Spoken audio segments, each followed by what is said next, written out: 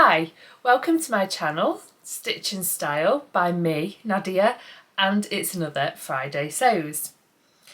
This week I'm off work and I've got one finished garment to share with you, and I also briefly wanted to share my reflections on Me Made May.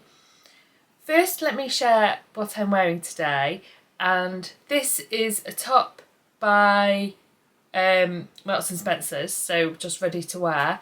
Underneath I'm wearing an Agnes t-shirt, and you can just see it poking out of the bottom of the sleeves, and I'm wearing it with my Barry pants that I made a few weeks ago. I really enjoy wearing these trousers, and I'm just got some socks and some slippers on for around the house. I've really enjoyed Me Made May this year. It's been really fun to participate in it, and I didn't actually set out to do this, but I actually ended up wearing a different Me Made garment every single day. Well, at least one. On a couple of occasions I actually wore two that I'd not worn previously in the month. So it encouraged me to pick out some of my more summery pieces that I've not worn for a while, and some of the garments that maybe get a little bit less wear than some of my others. And it's been a really good opportunity to kind of assess my wardrobe, what I've got in there, and any gaps. And one of the gaps that I identified was dresses and skirts, and I would actually like to have a few more dresses and skirts in my wardrobe. I've also would like to have a pair of jeans that I've made, so that's a goal maybe for later in the year. And someone called Victoria commented on my Instagram posts and said how much she enjoyed me sharing, and I really did it for myself, but it was so nice to hear that other people actually enjoyed me sharing what I was wearing and what I was up to every single day. And so if you're watching this, thanks so much, Victoria, for your comment. I really appreciate that. So without further ado, let me show you what I've made this week. And I've made the Sabina Skirt by the Little Pomegranate, which is a free pattern, and this was to address the lack in my wardrobe of skirts and dresses. And I made it in this, I did actually think it was viscose material and I made a dress out of it, but actually it's not viscose, this is polyester for sure. But I love the leopard print and the red. I love the colour red. So yeah, it's red leopard print, and this was just what I had left after I'd done the dress. I probably had 4 meters of it, I think. And I can't remember where the fabric is from, but I think it was probably from Rainbow Fabrics. So yeah, this was just like a trial run to see how I liked it. What I'm going to do is I'm going to wait before I make it in any other fabric, just to see how much I reach for it, how I style it, how it fits into my current wardrobe. So yeah, I'm going to do that first before I think about making another. So let me talk about the pattern, and I think it's really well drafted, this pattern, and the instructions, I have to say, were absolutely brilliant. So good for a beginner, talk you through every single step and why you're actually doing the step, which I think is really helpful for those who may be newer to sewing. And it's not too many pages, and it's also you can print layers, which is great. I love that feature. So you only have to print the size that you want. In terms of sizes, the pattern goes from a size 6 to a size 34, and that's from hip 34.5 up to hip 61.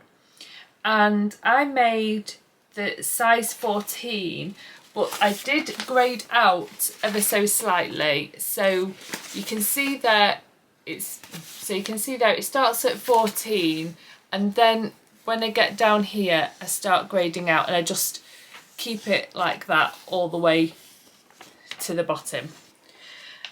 And that's because the hip measurement is 41 inches and I'm 42, so I didn't want it to be too tight, so that's why I just graded out ever so slightly.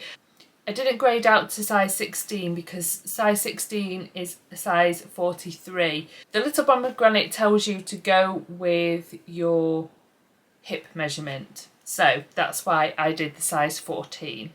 The thing to note about this is that it has a 1 centimetre seam allowance throughout, which I must say is not my preference, but that's just my personal preference.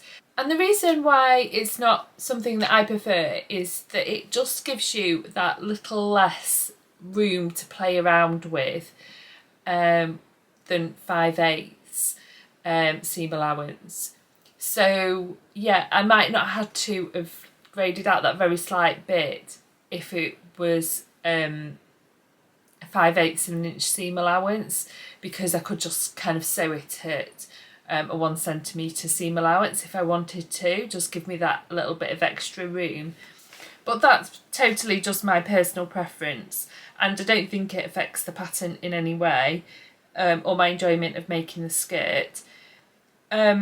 I didn't interface the pockets, although that is optional, and that was just because our landlord is staying with us and I keep my interfacing in the room he's staying in, so I didn't want to go and disturb him, so that was the reason for that. It wasn't, I probably would have added interfacing in otherwise. So I like the French seam on the pocket bags, that's really good. Well, I love the French seams anyway.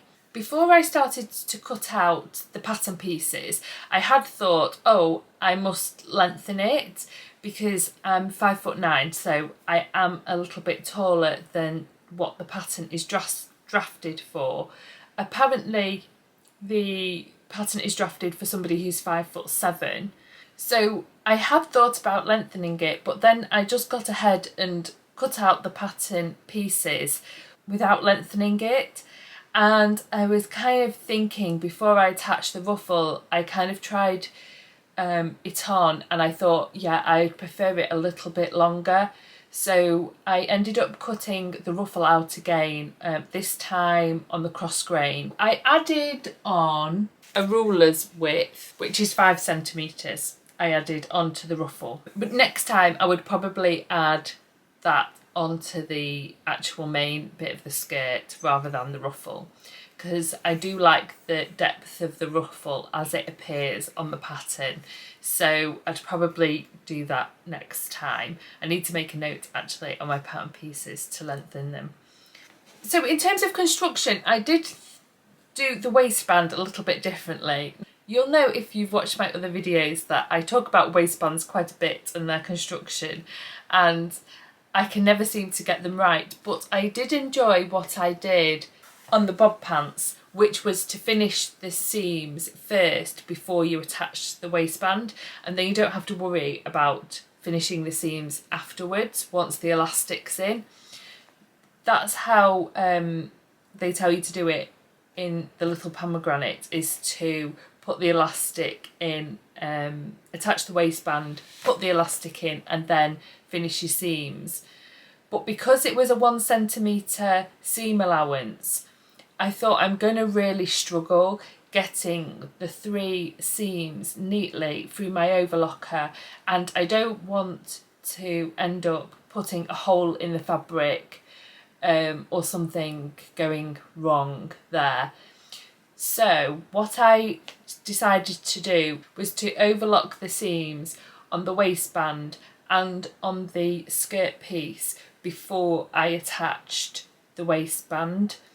The only thing that I would say about that is it might have trimmed off a tiny bit of the seam allowance, and I was a little bit confused about what width elastic to use. I had a look through all of the instructions, and it might just be that I've not seen it, but I missed, I couldn't find what width elastic to use, and in the end I ended up using 3.5cm elastic for the waistband. Now I looked at it before compared to the waistband pieces, and I thought actually it looks okay, it looks a little bit tight. When I'd then overlocked the seams and attached the waistband and then went to put the elastic through, it was a little bit, it was only just fitting in places and it was quite tight. So either my elastic was a little bit too wide, or I'd taken some of the seam allowance off on my overlocker. I got it through, but it was tight, and then it was causing the elastic to fold up and roll around in the waistband, even though I had stitched on the ditch in both sides like the pattern tells you to do. So what I ended up doing was, to keep it all neat and straight, is I've put 2 rows of stitching, zigzag stitching along the waistband, just to keep the waistband in place. So that's just something I did a little bit differently. Now I'm just going to put the skirt on to show you.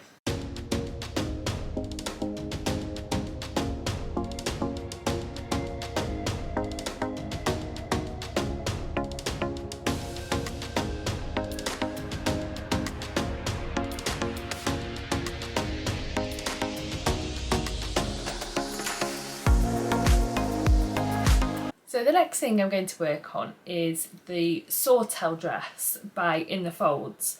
Now this hasn't yet been on general release, but I spoke about it a few months ago that I saw the dress and I really liked the look of it, and I ended up subscribing to Curated by In the Folds, which is a monthly subscription service, and I think it's a really good subscription service, and they have something that comes out each month.